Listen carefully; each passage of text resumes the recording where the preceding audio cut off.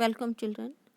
आज की worksheet number 71, हम बीमार क्यों होते हैं। आज हम चैप्टर 13 हम बीमार क्यों होते हैं, why do we fall ill, ये वाला चैप्टर शुरू कर रहे हैं।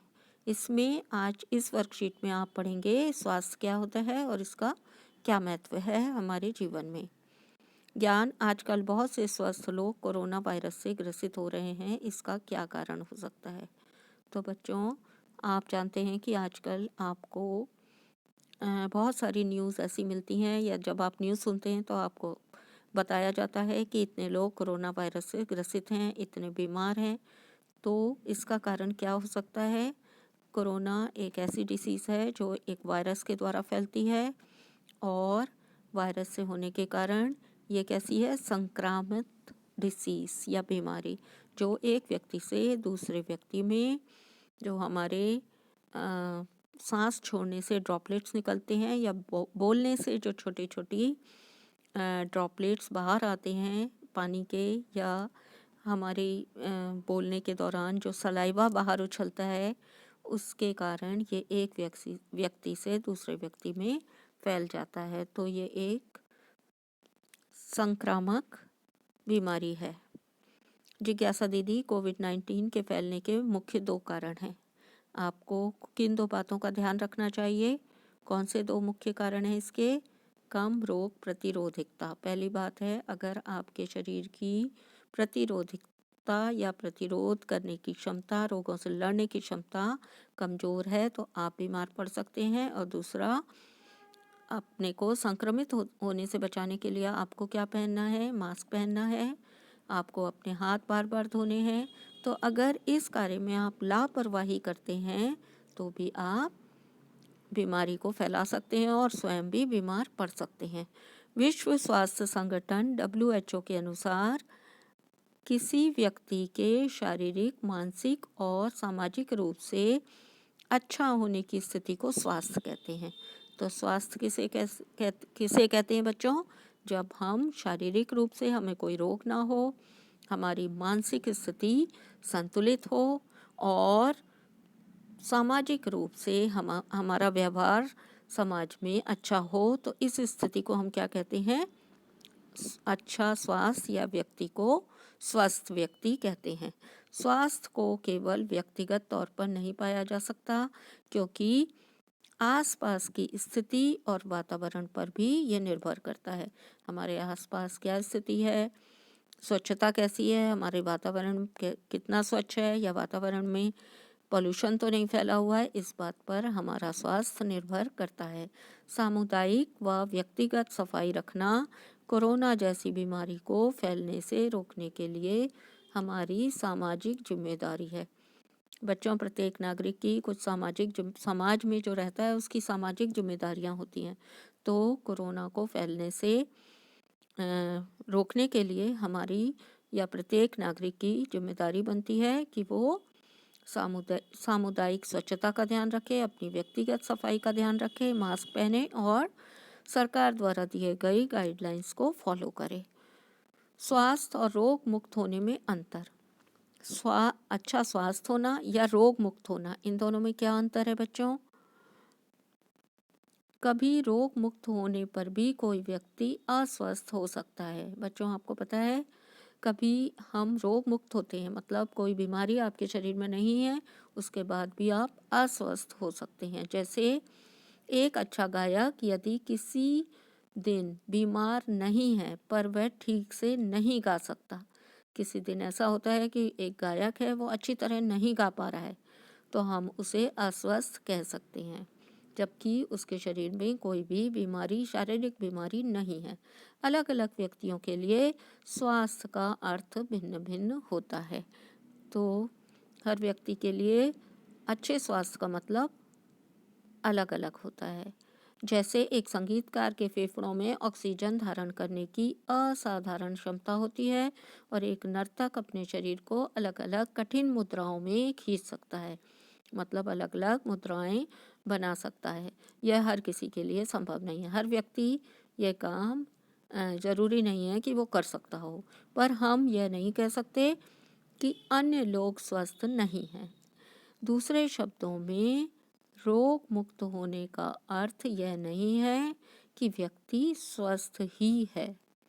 रोग मुक्त होता है शारीरिक रूप से शरीर में कोई रोग ना होना, उसे हम रोग मुक्त कहते हैं।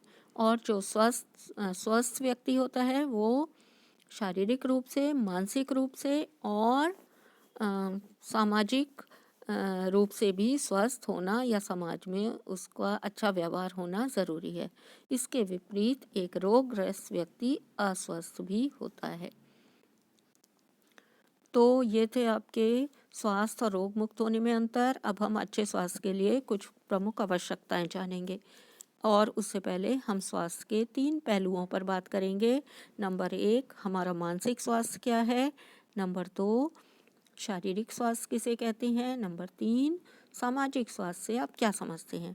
तो बच्चों, मानसिक स्वास्थ्य का क्या मतलब होता है, किसी भी प्रकार के मानसिक तनाव से या चिंता मुक्त होना।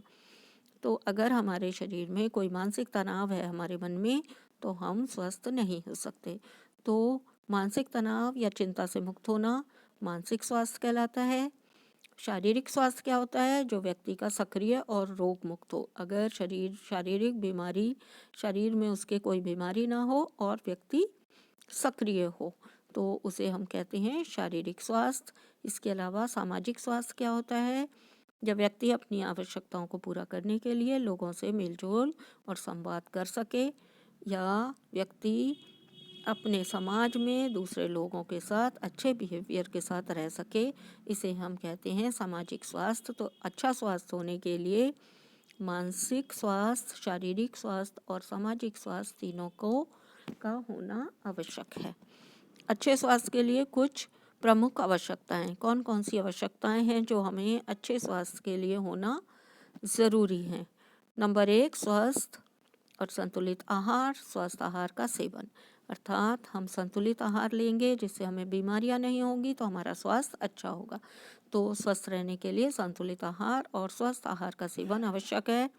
सेकंड, व्यक्तिगत और सामाजिक स्वच्छता, हमें अपनी व्यक्तिगत और समाज की, अपने चारों ओर पास पड़ोस में भी स्वच्छता जरूरी है।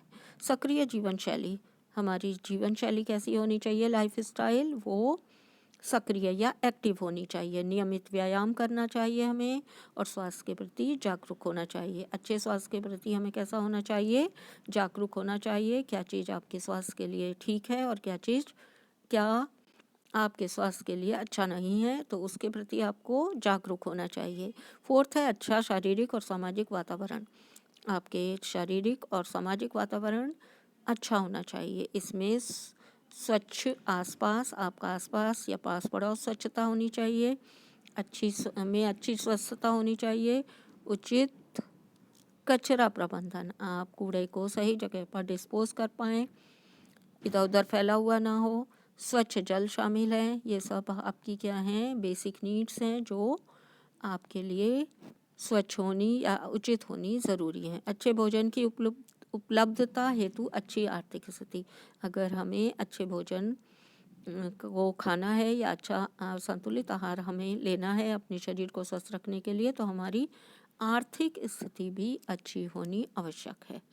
अच्छे स्वास्थ्य का महत्व, अब अच्छे स्वास्थ्य का क्या महत्व है बच्चों, हमारे जीवन में अच्छे स्वास्थ्य का क्या महत्व है। यह हमारी कार्य क्षमता को बढ़ाता है और हमें अपनी गतिविधि करने में मदद करता है। नंबर 1 क्या है बच्चों, ये हमारी कार्य क्षमता को बढ़ाता है, मतलब हम अपने हर कार्य को अच्छी तरह कर सकते हैं, और हमें अपनी गतिविधि करने में मदद करता है। हम कोई भी कार्य करते हैं, अगर हमारा स्वास्थ्य अच्छा होगा तो उस गतिविधि को हम मन लगाकर कर पाएंगे। यह हमें आसानी से सामाजिक और मानसिक दबाव का सामना करने में मदद करता है। तो हम किसी सामाजिक प्रॉब्लम को या मानसिक दबाव को, अगर हमारे मन में कोई तनाव है, उससे सामना कर पाते हैं अगर हमारा स्वास्थ्य अच्छा हो। यह हमारे जीवन को आनंदमय बनाता है। केवल एक स्वस्थ व्यक्ति ही खुश रहकर समाज में अपना योगदान दे सकता है। तो अगर हमारा स्वास्थ्य अच्छा है तो हम स्वयं भी खुश रहते हैं, और अपनी प्रसन्नता के साथ साथ अपने खुश रहकर समाज में अपना योगदान दे सकते हैं। हमें अच्छा स्वास्थ्य केवल अपने लिए ही नहीं बल्कि समाज और देश के लिए भी चाहिए। तो ये थे अच्छे स्वास्थ्य का महत्व। अब आप स्वयं को जांचिए, स्वास्थ्य क्या है इसका महत्व लिखिए। तो महत्व आपका यहाँ पर लिखा हुआ है अच्छे स्वास्थ्य का। स्वास्थ्य क्या है बच्चों, ये भी आपको यहाँ पर पहली लाइन में अच्छा स्वास्थ्य किसे कहते हैं या स्वास्थ्य से आप क्या समझते हैं, ये यहाँ पर लिखा हुआ है। तो आपको लिखना है किसी व्यक्ति के शारीरिक, मानसिक और सामाजिक रूप से अच्छा होने की स्थिति को हम स्वास्थ्य कहते हैं। ये WHO द्वारा दी गई परिभाषा है स्वास्थ्य की। और अच्छे स्वास्थ्य का क्या महत्व है, तो अच्छे स्वास्थ्य का महत्व है आपका कि हमारे जीवन में को आनंदमय बनाता है, हम खुश रहते हैं। केवल एक स्वस्थ व्यक्ति खुश रहकर समाज में अपना योगदान दे सकता है। अच्छा स्वास्थ्य केवल अपने लिए ही नहीं बल्कि समाज और देश के लिए भी चाहिए। तो अच्छे स्वास्थ्य का महत्व आपको लिखने के लिए आपको 3 विशेषताएं जो दी हुई हैं ये आपको लिखनी है। क्वेश्चन नंबर 2 में आपसे पूछा गया है रोग मुक्त होना स्वस्थ होने से किस प्रकार अलग है, स्पष्ट करें। रोग मुक्त होना यानी शारीरिक रूप से बीमारी ना होना। यहाँ पर आपके लिए क्वेश्चन नंबर 1 आप अपनी वर्कशीट से भी लिख सकते हैं और यहाँ से भी लिख सकते हैं बच्चों। मगर रोग मुक्त होना और स्वस्थ होने में क्या अंतर है, तो रोग मुक्त होना ऐसी अवस्था है जिसमें शारीरिक बीमारी का अभाव होता है। हमारे शरीर में कोई शारीरिक रोग नहीं है, उसे हम कहते हैं रोग मुक्त होना।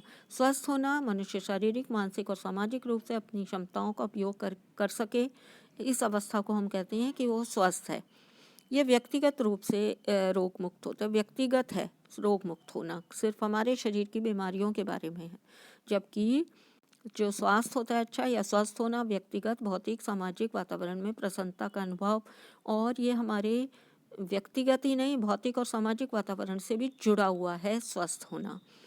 रोग मुक्त होना मानसिक या सामाजिक रूप से स्वस्थ नहीं हो सकता।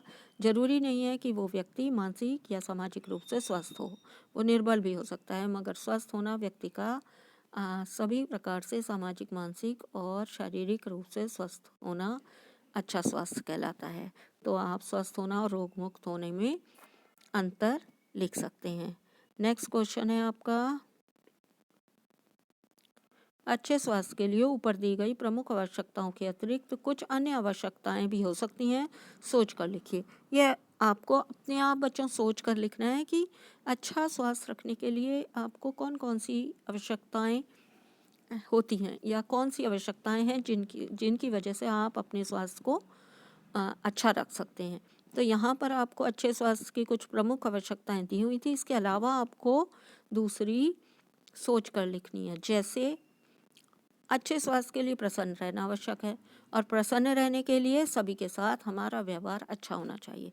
तो हमें अपना व्यवहार सभी के साथ अच्छा रखने की ज़रूरत है, जिससे हमारा स्वास्थ्य पर विपरीत प्रभाव ना पड़े और हम प्रसन्न रह सकें। दूसरा, अच्छे स्वास्थ्य के लिए क्रोध पर नियंत्रण रखना भी आवश्यक है। ये मेरे विचार हैं बच्चों, आप अपने विचार इससे अलग भी लिख सकते हैं। अच्छे स्वास्थ्य के लिए हमें अपने क्रोध पर नियंत्रण रखना आवश्यक है। अगर हमारे क्रोध पर नियंत्रण नहीं है, हम क्रोध में कुछ गलत करते हैं, उससे हमें तनाव होता है, तनाव से हमें बीमारियां हो सकती हैं और हमें मानसिक दबाव या मेंटल टेंशन हो सकता है। तो हमें अपने क्रोध पर हमेशा नियंत्रण रखना चाहिए अपने स्वास्थ्य को अच्छा रखने के लिए, ये बहुत ज़रूरी है। अच्छे स्वास्थ्य के लिए आत्मसंतुष्टि भी आवश्यक है। अगर आप अपने कार्य से संतुष्ट नहीं हैं या आप जो करते हैं उससे संतुष्ट नहीं हैं, तो आपके दिमाग में टेंशन या तनाव रहेगा और आपके स्वास्थ्य पर इसका विपरीत प्रभाव पड़ेगा। तो आत्मसंतुष्टि होनी चाहिए। इसके अलावा आप लिख सकते हैं आपको स्ट्रेस फ्री अर्थात तनाव मुक्त ज़िंदगी या लाइफस्टाइल जीनी चाहिए। आपको डिसीज़ फ्री होना चाहिए, मतलब आपको कोई बीमारी ना हो, ये भी अच्छे स्वास्थ्य के लिए आप ध्यान रख सकते हैं अपना। इसके अलावा आपको पर्याप्त स्लीप यानी कि एडिक्वेट रेस्ट लेना, आपको जितना रेस्ट की शरीर को ज़रूरत है उतना रेस्ट लेना भी ज़रूरी है। अगर हम पर्याप्त आराम नहीं करेंगे तो हमारे शरीर में शारीरिक दुर्बलता पैदा हो सकती है और हमारा दिमाग भी जो है वो सही तरह से कार्य नहीं करेगा। माइंडफुलनेस भी आप इसमें इंक्लूड कर सकते हैं। क्वेश्चन नंबर 4 आपसे पूछा गया है। क्वेश्चन नंबर 4 में आपसे पूछा है स्वास्थ्य का मानसिक, सामाजिक और भावनात्मक पहलू क्या है, स्पष्ट कीजिए। तो यहाँ पर आपको 3 पहलू दिए हुए हैं, मानसिक, सामाजिक और भावनात्मक पहलू। तो ये आप तीनों पहलू के बारे में लिख सकते हैं। मानसिक स्वास्थ्य क्या हो सकता है, शारीरिक स्वास्थ्य किसे कहते हैं, और भावनात्मक समाज से जुड़ा हुआ होता है। तो सामाजिक स्वास्थ्य या भावनात्मक स्वास्थ्य पहलू आपका सामाजिक स्वास्थ्य होता है। तो आप इन सभी के बारे में लिख सकते हैं। ये आपका क्या है, आंसर 4। मानसिक स्वास्थ्य, शारीरिक स्वास्थ्य और सामाजिक स्वास्थ्य या भावनात्मक पहलू। आपका वो स्वास्थ्य जिससे आपकी भावनाएं आहत ना हो। भावनाएं आहत होने से हमें मानसिक दबाव हो जाता है और हम सामाजिक रूप से हमारा जो एटीट्यूड या बिहेवियर या व्यवहार है वो लोगों के साथ सही नहीं रह सकता। Thanks for watching.